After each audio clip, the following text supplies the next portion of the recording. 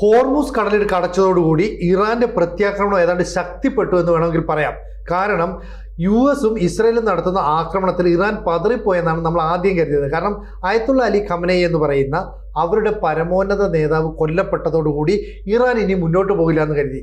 പക്ഷേ രണ്ടാം നിര നേതൃത്വം അവിടേക്ക് എത്തിയതോടുകൂടി ആക്രമണം കൂടുതൽ കടുപ്പിക്കുകയാണ്. ഹോർമൂസ് കടലിടുക്ക് വഴിയുള്ള ഒറ്റ കപ്പലുകൾ കടന്നു പോകാൻ ഇപ്പോൾ ഇറാൻ അനുവദിക്കുന്നില്ല. മാത്രമല്ല ഇറാന്റെ ആക്രമണം മുഴുവൻ ഡ്രോണുകൾ ഉപയോഗിച്ചാണ്. ഏതാണ്ട് $35,000 ചെലവഴിച്ച് ഡ്രോൺ നിർമ്മിച്ച് ഇസ്രയേലിനും അമേരിക്കയ്ക്ക് നേരെ ആക്രമണം നടത്തുമ്പോൾ $4 മില്യൺ അതിനെ പ്രതിരോധിക്കാൻ വേണ്ടി അമേരിക്ക ചെലവഴിക്കേണ്ടി വരുന്നത്. ഇപ്പം നമുക്കറിയാം ഇറാനെതിരെയുള്ള ആക്രമണത്തിൽ F-22 എന്ന് പറയുന്ന 5ാം തലമുറ യുദ്ധവിമാനം ഉപയോഗിക്കുന്നു, F-35 യുദ്ധവിമാനം ഉപയോഗിക്കുന്നു, താഡ് പോലെയുള്ള വ്യോമ പ്രതിരോധ സംവിധാനങ്ങൾ, AGM-158 പോലെയുള്ള എയർ ലോഞ്ചർ ക്രൂയിസ് മിസൈലുകൾ, ഇതൊക്കെ തന്നെയാണ് ഉപയോഗിക്കുന്നത്. പക്ഷേ ഇറാൻ താരതമ്യേന ചെലവ് കുറഞ്ഞ ആയുധങ്ങൾ ഉപയോഗിച്ചാണ് അമേരിക്കയ്ക്ക് പ്രതിരോധം തീർക്കുന്നത്. അതായത് ഇറാൻ നിർമ്മിക്കുന്നത് 29 ലക്ഷം രൂപ ചെലവഴിച്ചിട്ടുള്ള ഡ്രോണുകളാണെങ്കിൽ അതിനെ വെടിവെച്ചിടാൻ, അതിനെ നശിപ്പിക്കാൻ വേണ്ടി 33 കോടി രൂപയാണ് അമേരിക്കയ്ക്ക് ചിലവഴിക്കേണ്ടി വരുന്നത്. അപ്പം നിർമ്മാണ ചെലവിനേക്കാൾ എത്രയോ അധികം ചെലവഴിച്ചാൽ മാത്രമേ അമേരിക്കയ്ക്ക് അതിനെ പ്രതിരോധിക്കാൻ സാധിക്കുന്നുള്ളൂ. ഇതാണ് ഇറാൻ്റെ തന്ത്രപരമായൊരു നീക്കമെന്ന് പറയുന്നത്. മാത്രമല്ല ഇറാൻ്റെ കയ്യിൽ ഏതാണ്ട് 80,000 മുതൽ 1 ലക്ഷം വരെ ഡ്രോണുകൾ ഉണ്ട് എന്നാണ് പറയുന്നത്. അപ്പം ഓപ്പറേഷൻ എപ്പിക് ഫ്യൂറിക്ക് മറുപടിയായിട്ട് ഇറാൻ രംഗത്തിറങ്ങിയപ്പോൾ നേരിട്ട് ഇസ്രായേലിനെ മാത്രമല്ല ആക്രമിക്കുന്നത്, UAE, Saudi Arabia, Bahrain, Kuwait, അതുപോലെ തന്നെ ഒമാൻ തുടങ്ങിയ ഗൾഫ് രാജ്യങ്ങളെല്ലാം ആക്രമിക്കുക. ഇവരെയെല്ലാം ചേർത്ത് പിടിക്കേണ്ട ഗതികേട് അമേരിക്കയ്ക്കുണ്ടായി. എന്ന് പറഞ്ഞാൽ 1000-ലധികം കിലോമീറ്റർ ചുറ്റളവിൽ ഒരേ സമയം ഇറാൻ നടത്തുന്ന ആക്രമണത്തെ പ്രതിരോധിക്കാൻ വലിയ തോതിൽ പണം ചെലവഴിക്കേണ്ടി വരുന്നു അമേരിക്കയ്ക്ക്. അപ്പോൾ ആദ്യത്തെ ദിവസം അമേരിക്ക അല്ലെങ്കിൽ ഇസ്രായേൽ സഖ്യം ഇറാന് നേരെ നടത്തിയ ആക്രമണത്തിലൂടെ ചെലവഴിക്കപ്പെട്ടത് 6,000 കോടി രൂപയാണ്. അപ്പോൾ ഒരു യുദ്ധം ഒരു രാജ്യത്തെ എങ്ങനെ സാമ്പത്തികമായി ബാധിക്കുന്നു എന്ന് ഇതിൽ നിന്ന് നമുക്ക് മനസ്സിലാവും. മാത്രമല്ല ഇറാന്റെ ഡ്രോൺ നിർമ്മാണത്തിന് വേണ്ടി ചെലവഴിക്കുന്ന തുകയേക്കാൾ കൂടുതൽ പണം ചെലവഴിച്ചെങ്കിൽ മാത്രമേ അമേരിക്കയ്ക്ക് പ്രതിരോധിക്കാൻ സാധിക്കുള്ളൂ. കാരണം അവരുടെ പ്രതിരോധ സംവിധാനങ്ങളൊക്കെ വളരെ എക്സ്പെൻസീവാണ്.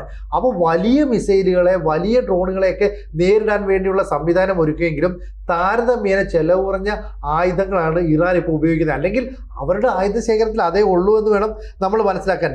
പ്രതിദിനം 2,500 ഡ്രോണുകൾ ഉപയോഗിച്ച് ഇറാൻ ആക്രമണം നടത്തിയിട്ടുണ്ട്.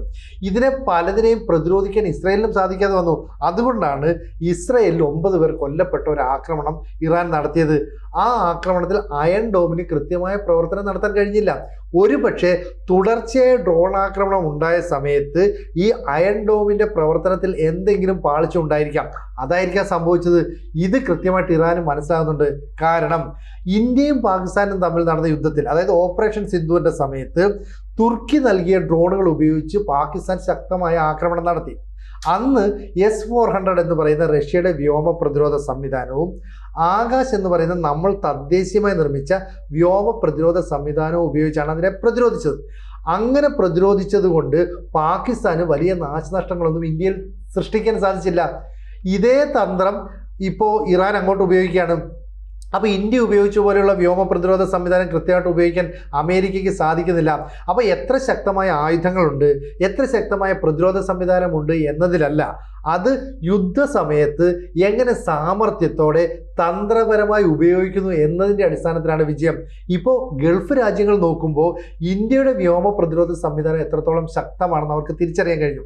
പാകിസ്ഥാന് ചൈന നൽകിയ മിസൈലുകൾ, യുദ്ധവിമാനങ്ങൾ, ഈ പറയുന്ന തുർക്കി നൽകിയ ഡ്രോണുകൾ, ഇതൊക്കെ ഉപയോഗിച്ച് രാജ്യ തലസ്ഥാനത്തടക്കം ആക്രമണം നടത്താൻ ശ്രമിച്ചു.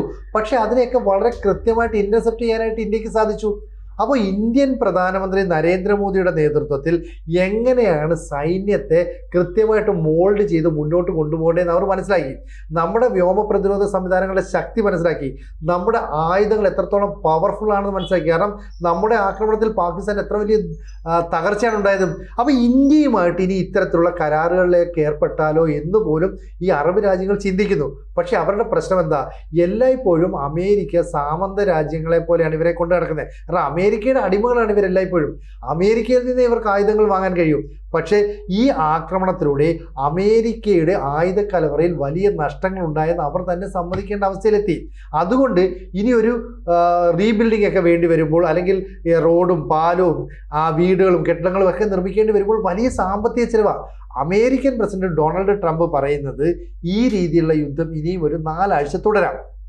അങ്ങനെയാണെങ്കിൽ വീണ്ടും ചെലവ് കൂടിക്കൂടി വരും. മാത്രമല്ല, ഇപ്പോൾ 12 ദിവസം യുദ്ധം നേരത്തെ ഇസ്രയേലും ഇറാനും തമ്മിൽ നടന്ന അന്ന് ഇസ്രയേലിനെ സംരക്ഷിക്കാൻ വേണ്ടിയിട്ട് ഏതാണ്ട് 150ഓളം താഡ് ഇൻ്റർസെപ്റ്ററുകളാണ് അമേരിക്ക ചെലവഴിച്ചത്. എന്ന് പറഞ്ഞാൽ മൊത്തം അവരുടെ കയ്യിലുള്ള ആവനാഴിയിലുള്ള ഇൻ്റർസെപ്റ്ററുകളുടെ 1/4% ചെലവഴിക്കേണ്ടി വരുന്നു. മറ്റ് രാജ്യങ്ങളെ സംരക്ഷിക്കാൻ വേണ്ടി ചെലവഴിക്കുന്നത്. ഇപ്പം ഈ അറബ് രാജ്യങ്ങളിലെ എണ്ണപ്പാടങ്ങൾ കത്തിക്കാനായിട്ടാണ് ഇറാൻ്റെ ശ്രമം. മാത്രമല്ല, ഇപ്പം ലെബനനിൽ നിന്ന് ഹൂത്തികളുടെ ആക്രമണം ആരംഭിച്ചിട്ടുണ്ട്. പാകിസ്ഥാനിൽ ഈ ഷിയ വംശജർ സംഘർഷം ആരംഭിച്ചിട്ടുണ്ട്. അതുപോലെ തന്നെ ഇറാഖിൽ നിന്ന് ഷിയാക്കാരുടെ ചില ആക്രമണങ്ങൾ ഉയർന്നു എന്ന് സംശയമുണ്ട്. ഇതിനെല്ലാം പ്രതിരോധിക്കേണ്ട ബാധ്യത അമേരിക്കയ്ക്കാണ്. അപ്പോൾ 4 ദിവസം കൊണ്ട് അവരുടെ സമ്പദ് വ്യവസ്ഥയിൽ വലിയ ഇടിവുണ്ടായിരിക്കുന്നു. അമേരിക്കൻ ജനത ഡൊണാൾഡ് ട്രംപിനെതിരായിട്ടും നേരത്തെ യുദ്ധങ്ങൾ സൃഷ്ടിക്കുക അമേരിക്കയുടെ ഒരു ഹോബിയാണ്. അതിലൂടെ ആയുധ വിൽപ്പന നടത്താം. അതിലൂടെ ഈ പറയുന്ന പുനഃസൃഷ്ടി, അതായത് പിന്നീട് അവിടുത്തെ റീബിൽഡിങ് നടത്താനായിട്ട്, കൺസ്ട്രക്ഷൻ നടത്താനായിട്ടൊക്കെ തന്നെ പുതിയ പുതിയ കരാറുകൾ കിട്ടും. അതൊക്കെ അമേരിക്ക ഗുണകരമാണ്. പക്ഷേ ഇവിടെ വെനസ്വേലയെ കീഴടക്കിയതുപോലെ, ഇറാഖിനെ കീഴടക്കിയതുപോലെ ഇറാന് നേരെ ഒരു വിജയം നേടാൻ ഇപ്പോഴും അമേരിക്കയ്ക്ക് സാധിച്ചില്ല. അയത്തുള്ള അലി ഖമനേയി എന്ന് പറയുന്ന പരമോന്നത നേതാവ് കൊല്ലപ്പെട്ടു. അദ്ദേഹത്തിനൊപ്പം ഉണ്ടായിരുന്ന 40ഓളം ഉദ്യോഗസ്ഥർ കൊല്ലപ്പെട്ടു. പക്ഷേ എന്നിട്ടും 2ാം നിര നേതൃത്വം ശക്തമായി തിരിച്ചടിക്കുന്നു. ഇത് അമേരിക്കയ്ക്ക് വല്ലാത്ത വെല്ലുവിളിയാണ്. അങ്ങനെയാണ് ഹോർമൂസ് കടലിടുക്ക് പൂർണ്ണമായിട്ടും ഇറാൻ തങ്ങളുടെ നിയന്ത്രണത്തിൽ വെച്ചതും. അതുകൊണ്ട് സംഭവിച്ചത് എന്താണെന്ന് വെച്ചാൽ അസംസ്കൃത എണ്ണവിലയിൽ 15% വർധനവുണ്ടായി. അപ്പോൾ അമേരിക്കയ്ക്ക് ഈ എണ്ണക്കച്ചവടം നടത്താൻ പറ്റുന്നില്ല. ഞങ്ങൾ ഉള്ള ശക്തി എടുത്ത് തിരിച്ചടിക്കുമെന്ന് ഇറാൻ വ്യക്തമായിട്ട് പറഞ്ഞിട്ടുണ്ട്. അതുകൊണ്ട് ഇനിയും ഇത്തരത്തിലുള്ള ഡ്രോൺ ആക്രമണം വരാം. ഇപ്പോൾ അമേരിക്കയുടെ കയ്യിൽ നിന്ന് നഷ്ടമായ ആയുധങ്ങൾ അവിടെ പുനഃസൃഷ്ടിക്കണമെങ്കിൽ ഇനി ഒരു 8 മാസമെങ്കിലും അധ്വാനിക്കണം. അപ്പോൾ ഒറ്റ നിമിഷം കൊണ്ട് ഇതിനെല്ലാം പൊട്ടിച്ച് അതിനെ ചിതറിച്ച് കളയാൻ പറ്റും, വലിയ നാശനഷ്ടങ്ങൾ ഉണ്ടാക്കാൻ പറ്റും. പക്ഷേ ആയുധ ശേഖരത്തിലേക്ക് വീണ്ടും മിസൈലുകളും ആയുധങ്ങളും ഒക്കെ എത്തിക്കണമെങ്കിൽ മാസങ്ങളോളം കഠിനാധ്വാനം ചെയ്യേണ്ടി വരും.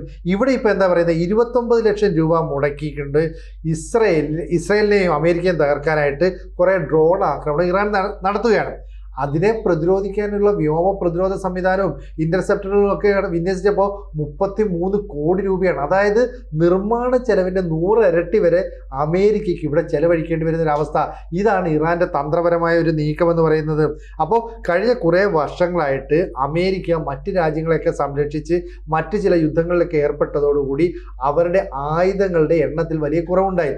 ഇപ്പോൾ ഈ F-22 പോലെയുള്ള സ്റ്റെൽത്ത് ഫൈറ്റർ ജെറ്റ് വിമാനം, ഇതിന് $300 മില്യൺ ചിലവ് വരുന്ന F-35 $82 മില്യൺ ചിലവ് വരും.